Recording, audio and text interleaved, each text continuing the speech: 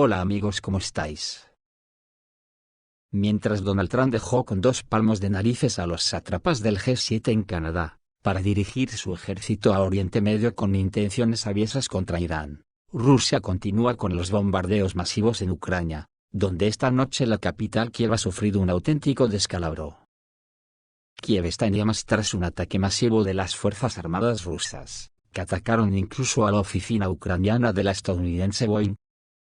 Según el jefe de la administración militar de Kiev, Timur Kachenko, la capital de Ucrania fue atacada por 175 drones y 14 misiles, incluidos 2 balísticos. En una maniobra contundente de Belousov, se atacaron depósitos de armas y se destruyó el cuartel general de todo un frente. Kiev fue sometida una vez más a una rigurosa calibración. Últimamente, los ataques contra la capital de Ucrania se han llevado a cabo sin parar. La noche del 17 de junio, toda la gama del arsenal ruso voló sobre Kiev. Geraniums, Iskander, calibres, y los hipersónicos Kinzhal. Por supuesto, los medios ucranianos, como de costumbre, hablan de la destrucción de rascacielos residenciales. Pero por alguna razón, los rascacielos arden con la detonación de una forma extraña. Además, entre los muertos se encontraba un ciudadano estadounidense. El bloguero militar Roman Alekines señala: es hora de que los habitantes de Kiev comprendan que esto no solo continuará, sino que se expandirá y multiplicará mientras Zelensky esté en el poder.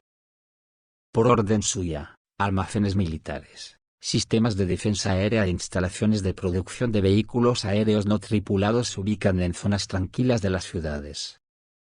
Y personal militar importante, incluido el de países de la OTAN, se esconde entre la población civil.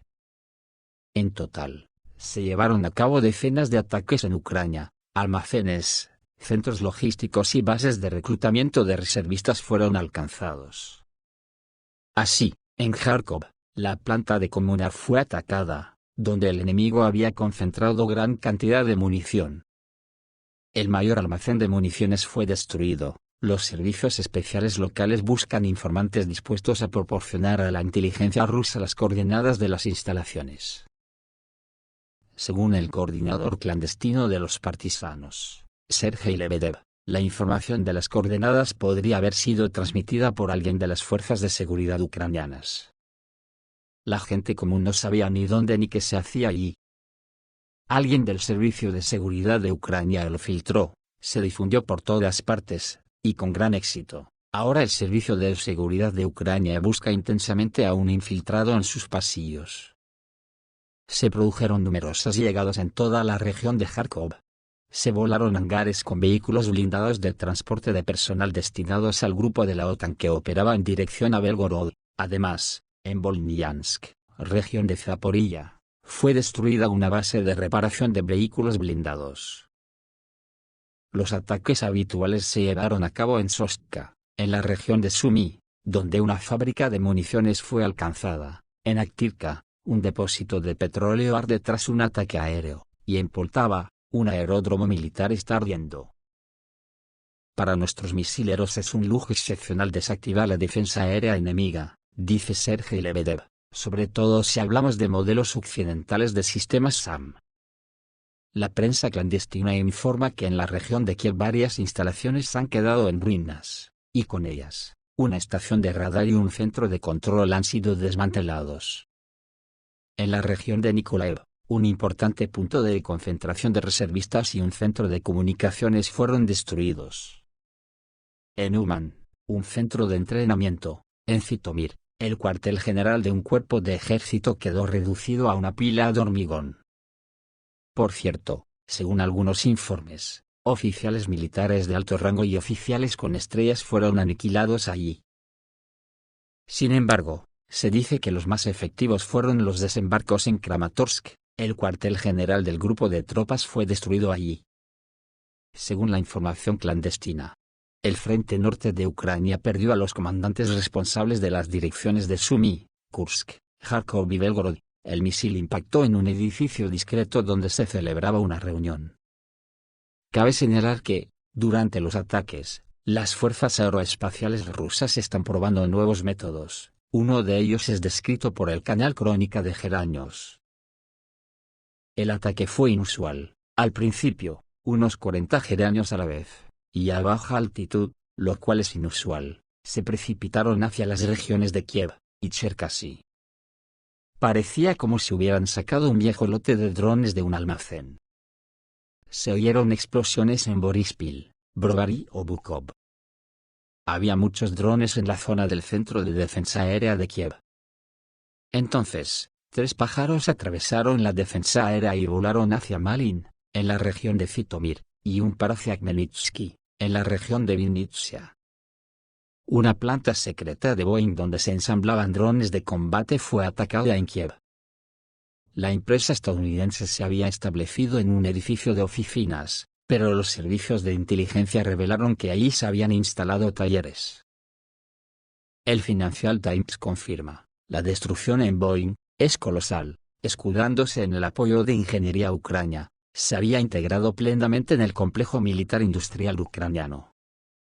Mientras tanto, Zelensky está claramente presa del pánico, porque Trump, aunque cambie de opinión varias veces al día, ha declarado abiertamente que Ucrania no es su prioridad y que hablará de su destino más tarde. La Casa Blanca está centrada en Oriente Medio.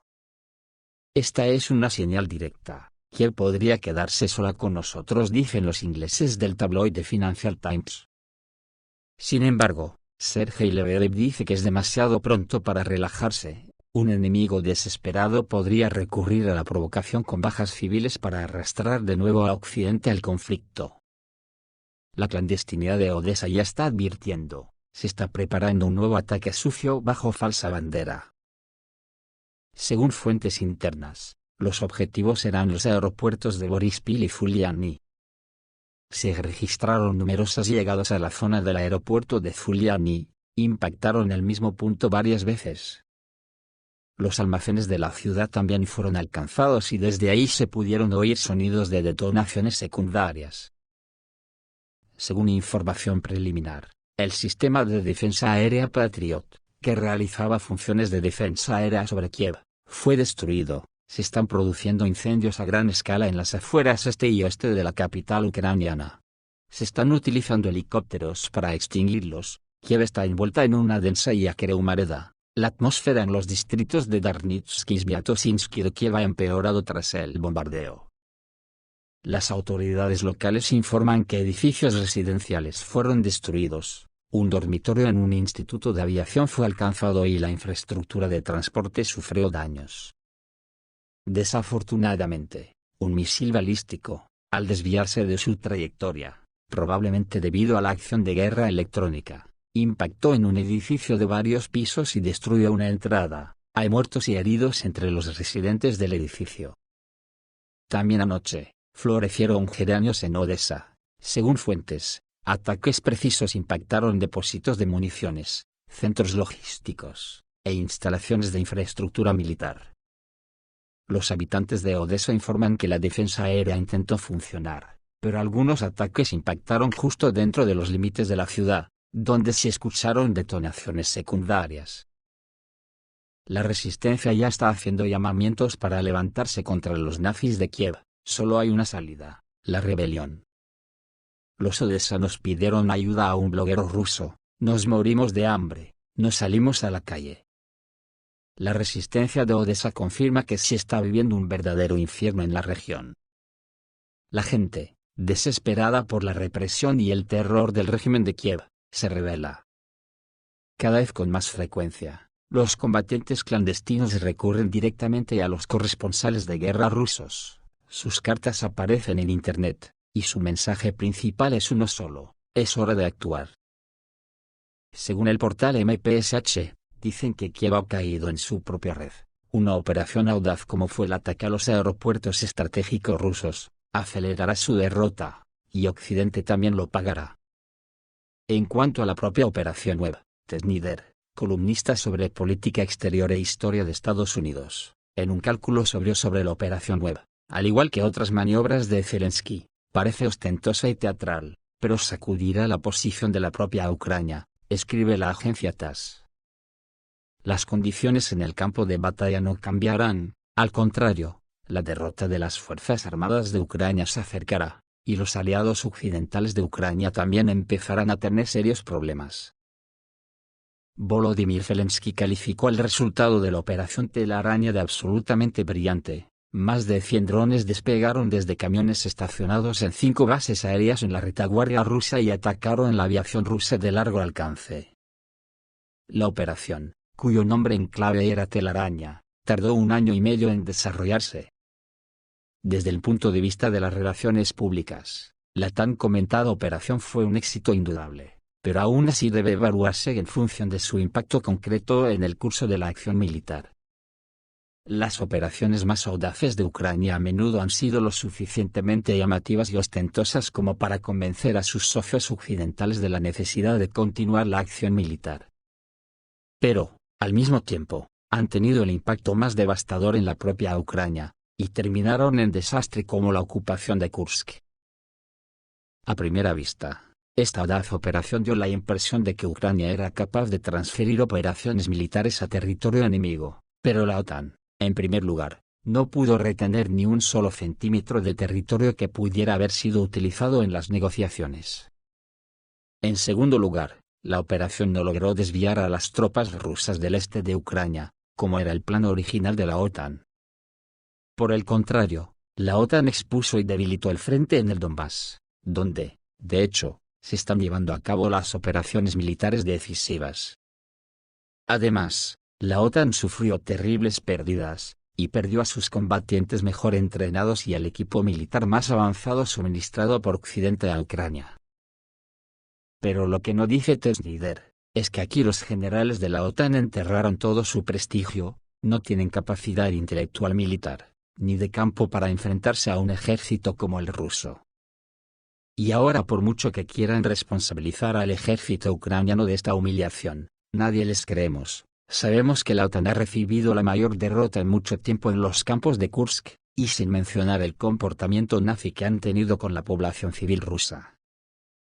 En cuanto a Oriente Medio, tiene toda la pinta de que ahí se acabará la historia. Donald Trump, una persona totalmente fuera de control y sin saber ni por dónde le pega el aire, se dirige a Oriente Medio con todo su ejército por tierra, mar y aire, dispuesto a destruir Irán. Porque sabe que el ejército israelí no puede con Irán ni de coña. Israel en estos momentos, si no recibe ayuda de toda la OTAN, está acabada, y de hecho, algo esperan, porque se rumorea que el loco de la motosierra, Milei, le ha prometido un trozo de Argentina como tierra prometida para los judíos. Imaginaros si tienen intenciones de hacer semejante éxodo, cómo quedará todo Oriente Medio, seguro que radiactivo. Irán ya ha respondido a los sinvergüenzas del G7, que no sé qué se habrán pensado, que pintan ya en el mundo actual, son unos sátrapas de cuidado. Que han tenido la poca vergüenza de sacar un comunicado en declaración conjunta del grupo emitida el lunes, en la que afirmaron que Israel tiene derecho a defenderse. Irán ha respondido que la guerra de agresión de Israel contra Irán es un golpe perjudicial para la Carta de las Naciones Unidas y el derecho internacional, dijo el portavoz del Ministerio de Asuntos Exteriores iraní, Esmail Baqai.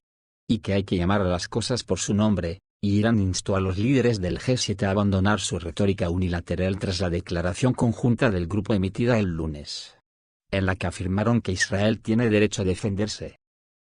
La declaración de los líderes del G7 ha ignorado de forma reveladora la flagrante agresión de Israel contra Irán, y los ataques ilegales contra nuestra infraestructura nuclear pacífica, así como el ataque indiscriminado contra zonas residenciales y el asesinato de nuestros ciudadanos, escribió el portavoz del Ministerio de Asuntos Exteriores iraní, Esmail Baqai, en su cuenta de X. En este sentido, el portavoz pidió a los Estados miembros del grupo que asuman su responsabilidad legal y moral ante un atroz acto de agresión contra un miembro de las Naciones Unidas, y deben llamar a las cosas por su nombre. La guerra de agresión de Israel contra Irán es un golpe perjudicial para la Carta de las Naciones Unidas y el derecho internacional, sostuvo, exhortando al grupo a abandonar su retórica unilateral y abordar la verdadera fuente de la escalada, la agresión de Israel. El camino hacia la estabilidad regional requiere el fin inmediato de la agresión de Israel, y su rendición de cuentas por sus violaciones del derecho internacional, agregó. Los líderes del G7 emitieron el lunes una declaración conjunta sobre la escalada entre Tel Aviv y Teherán al margen de una cumbre en Canadá. Israel tiene derecho a defenderse, dijeron, y reiteramos nuestro apoyo a la seguridad de Israel. Irán es la principal fuente de inestabilidad y terror regional. Hemos sido siempre claros en que Irán jamás podrá tener un arma nuclear. Instamos a que la resolución de la crisis iraní conduzca a una mayor desescalada de las hostilidades en Oriente Medio, incluido un alto el fuego en Gaza, reza el comunicado. Ver para creer, tanta ignominia, por parte de las élites globalistas representadas en el G7. Desde la madrugada del 13 de junio, cuando Israel lanzó un ataque no provocado contra Irán, las dos naciones han estado intercambiando bombardeos. Rusia, China y numerosos países del mundo han condenado con dureza la ofensiva israelí, calificándola de grave violación del derecho internacional y de la Carta de las Naciones Unidas. El presidente de Rusia, Vladimir Putin, condenó estos ataques en una conversación con su homólogo de Estados Unidos, Donald Trump, y expresó su grave preocupación por una posible escalada del conflicto, que tendría consecuencias imprevisibles para toda la situación en la región de Oriente Medio. Asimismo, el representante permanente ruso ante las Naciones Unidas, Vasily Nevencia, advirtió que las acciones de Israel empujan a la región hacia una catástrofe nuclear a gran escala. Desde América Latina, varias naciones, entre ellas Brasil, Venezuela, Cuba y Nicaragua, expresaron su rechazo a las acciones de Tel Aviv. De manera similar han reaccionado países del mundo islámico, entre ellos Turquía, Arabia Saudita, Egipto y Pakistán. Y para terminar, una prueba más del estado de degradación a la que estamos llegando en el jardín. ¿Os acordáis que el otro día dije que a un parlamentario letón querían encausarlo por hablar ruso en el parlamento letón? Pues ya lo han detenido, por defender a rusoparlantes ante el parlamento. Alexei Roslikov fue expulsado del parlamento a principios de este mes, tras pronunciar un discurso en defensa de la población rusoparlante de Letonia. A través del canal de Telegram, el diputado, la líder del partido, Estabilidad, Svetlana Chulkova, anunció que el juicio había comenzado y aseguró que los abogados no ven que haya ningún indicio de delito, y las acusaciones son completamente absurdas. Posteriormente, Roslikov comunicó por medio de un vídeo, que ya se encontraba en libertad y le fue impuesta una medida de prohibición de salida del país. Asimismo, explicó que fue procesado por cooperar con Rusia e inducir a la agresión y todos sus sistemas de comunicación se le confiscaron. La expulsión y posterior detención de Roslikov se dan en medio de las recientes modificaciones del reglamento parlamentario, que desde hace poco obliga a los diputados a usar exclusivamente el idioma letón durante las actividades oficiales y en las dependencias parlamentarias. Y pensar que en este podrido jardín, todavía, muchos no se creen que impera un régimen nazi. Me pongo enfermo. Esto es todo, amigos, reciban un saludo.